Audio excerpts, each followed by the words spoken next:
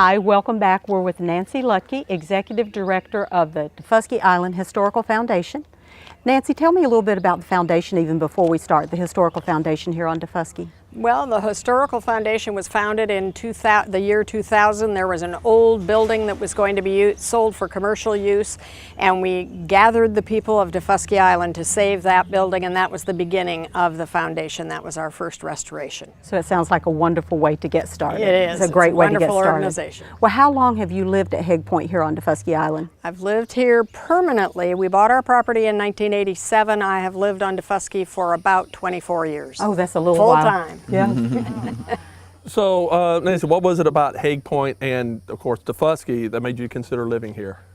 Probably the isolation and the variety of culture on this island. There was so much history and culture and beauty, natural beauty, and just the peace and the quiet.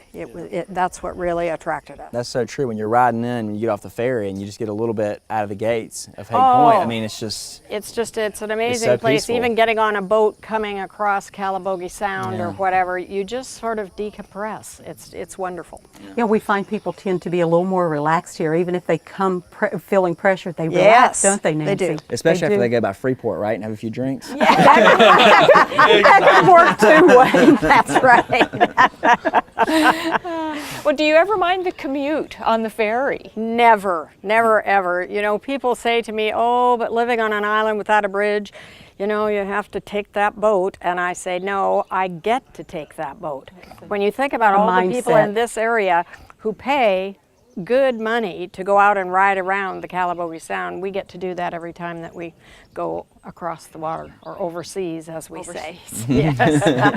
Across the water, across the pond. Right. When you ride over, like you were saying, you start to relax in the water. It's so beautiful, and the dolphin and things. I mean, it's unreal. Absolutely unreal. So another question that I hear a lot about, maybe a misconception, is, oh, what do you do when you live on WHHI? How do you get groceries? So exactly. What's your answer there? Exactly. It's really, it's quite easy.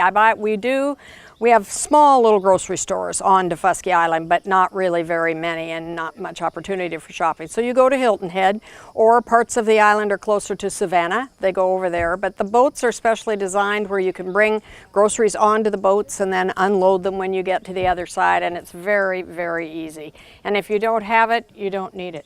Or your chef or somebody at one of the restaurants has it. Yeah. So you borrow from your neighbors. Good sense of community. Absolutely. Everybody We're all in the same position. Well, there are also those that do grocery delivery service here on the island. Yes. I don't know that you ever take advantage of that, but yes, that is but an a lot option. of people do. There are grocery stores on Hilton Head that will do that deliver to the boats. And that's a nice option if you don't It's feel only like a $15, $20 fee, and right. they'll send and there are everything also over. pharmacies that do That's that, right. which is really, really wonderful. So it's not as inconvenient as people might imagine. So you're helping us dispel some myths. We're not really as uncivilized as people might think of here on WHHI and in Haig Point, aren't we? It's pretty nice. It's pretty Do you nice. keep your golf cart in your garage? Yeah, in our cart barn. In your cart barn? In our cart barn. My husband is an architect, and when we first moved here and he first started designing homes, that was really interesting, because he was looking to see where the garages would go or something like that, and I think, what am I doing? It's a cart barn.